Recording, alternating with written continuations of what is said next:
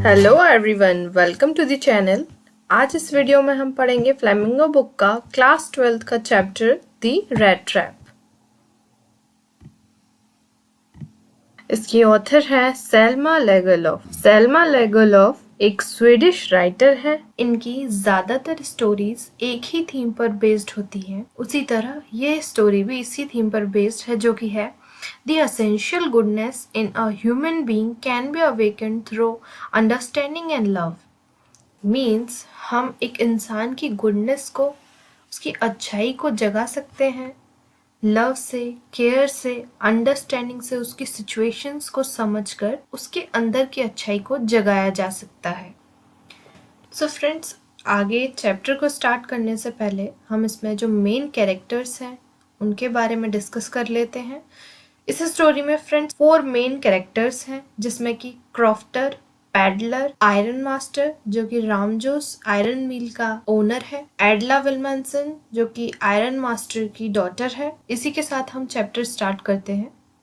सबसे पहले ऑथर ने चैप्टर में पैडलर का इंट्रोडक्शन दिया है, जो कि एक रेड ट्रैप सेलर है। उसको इस चैप्टर में कई सारे नाम दिए गए हैं, जैसे कि पैडलर, वैगाबॉन्ड। सबसे पहले ऑथर हमें बताती हैं कि एक आदमी होता है जो कि एक रेड ट्रैप सेलर है। रेड ट्रैप्स बनाता है वायर के और उन्हें सेल करता है। और इस चैप्टर में बताया गया है वो जो आदमी होता है वो कोई प्रोफेशनल नहीं होता है, वो खुद रेड ट्रैप्स बनाता है और वो उनको काफी ऑड तरीके से बनाता है। वो जो मटेरियल यूज करता है उनको बनाने के लिए, वो या तो बैक करता है, भीख मांग कर लाता है, या फिर बड़े फार्म्स में से लेकर आता है। ये उसका जो बिजनेस होता है वो बिल्कुल भी प्रॉफिटेबल नहीं होता है, उसको किसी भी तरीके का प्रॉफिट नहीं हो पाता है। इसीलिए वो बैगिंग पे और पैटी थीवरी पे, मीन्स छोटी मोटी चोरी पे डिपेंड करता है सर्वाइवल के लिए। To keep body and soul together means वो अपनी आत्मा को अपने शरीर से जोड़े रखने के लिए, अपनी लिविंग के लिए छोटी मोटी चोरी पे और बैगिंग पर ही डिपेंड रहता है। फिर ऑथर थोड़ा उसके बारे में डिस्क्राइब करती है, जिसमें कि उसके चीक्स जो हैं माल न्यूट्रिशन के कारण धंस जाते हैं और उसकी आंखों में हंगर, भूख देखी जा सकती है। उसके बाद ऑथर हमें बताती है कि हम में से कोई उसकी लाइफ को इमेजिन भी नहीं कर सकता कि कितनी सैड लाइफ होती है उस पैडलर की, उस वैगाबॉन्ड की। कितनी दुख भरी और कितनी रिपीटेटिव लाइफ होती है, जिसमें कि कोई भी एक्साइटिंग मोमेंट नहीं होता उसकी लाइफ में। और वैगाबॉन्ड का मतलब होता है एक होमलेस इंसान के। ये जो पैडलर होता है इसका कोई भी घर नहीं होता है, ये यूं ही सड़कों पर अपनी जिंदगी बिताता है और काफी अकेले रहने की वजह से वो अलग अलग चीजें सोचता रहता है। एक दिन ऐसा ही एक थॉट उनके दिमाग में आता है और वो थॉट उनको काफी एंटरटेनिंग लगता है। और ये थॉट उनके दिमाग में नेचुरली आता है जब वो अपने रेड ट्रैप्स के बारे में सोच रहे होते हैं। और एकदम से वो सोचने लग जाते हैं कि ये जो पूरा वर्ल्ड है एक रेड ट्रैप है। और वो कहते हैं the whole world with its land and seas, its cities and villages was nothing but a big rat trap. Means ये जो दुनिया है इसकी जितनी भी लैंड है, जमीन है, सीज है, सिटीज है, विलेजेस है, सब और कुछ नहीं, एक बड़ा सा रेड ट्रैप है। और कहते हैं it had never existed for any other purpose than to set bets for people.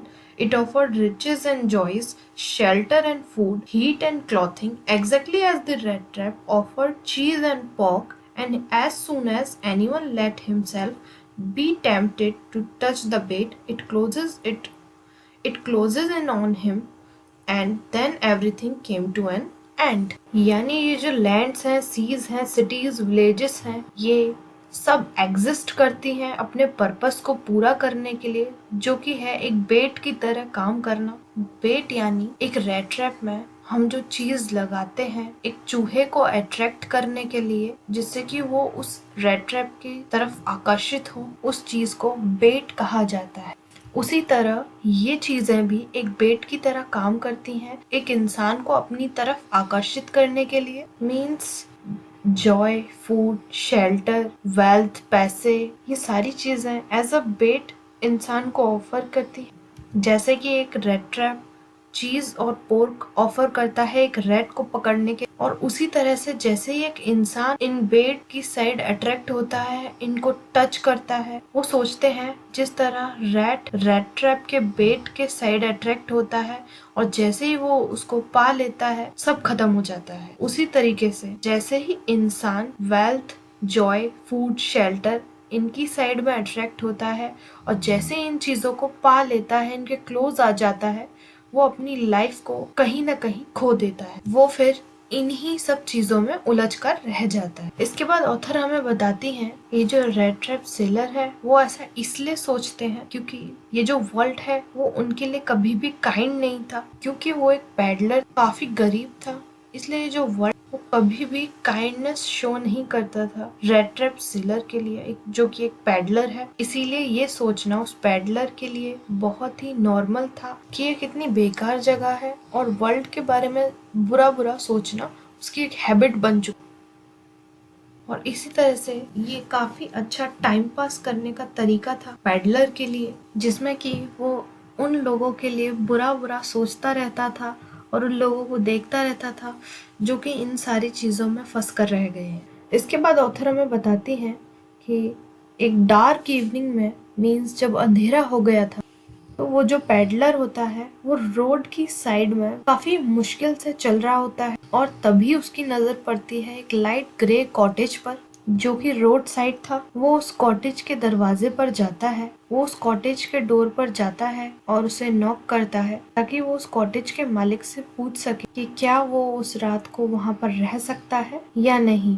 But फिर एक बहुत ही स्ट्रेंज चीज होती है कि कॉटेज में जो आदमी होता है वो उसे रिफ्यूज नहीं करता है, मना नहीं करता है वहां पर रहने से। यूजुअली पैडलर को बहुत ही शोर और एंग्री फेसेस देखने को मिलते थे जब वो किसी से भी पूछता था, पर वो जो आदमी था वो एक्चुअल में एक बूढ़ा आदमी था जिसके घर में कोई नहीं था, वो अकेला रहता था और वो काफी खुश था किसी को देखकर जिससे वो बातें कर सके। अपनी लोनलीनेस में वो ओल्ड मैन उसको वहां पर रहने देता है और फिर जल्दी से जाकर पॉरेज डालता है एक पॉट में। पॉरेज का मतलब होता है एक थिक टाइप का सूप जिसे ग्रेन से बनाया जाता है, और फिर वो दोनों लोग साथ में स्मोक करते हैं और उसके बाद वो एक पैक ऑफ कार्ड्स भी निकालता है और फिर वो मेजोलिस खेलते हैं जो कि एक कार्ड गेम होता है जब तक रात को सोने का समय नहीं हो जाता है। और साथ ही में ऑथर हमको ये भी बताती है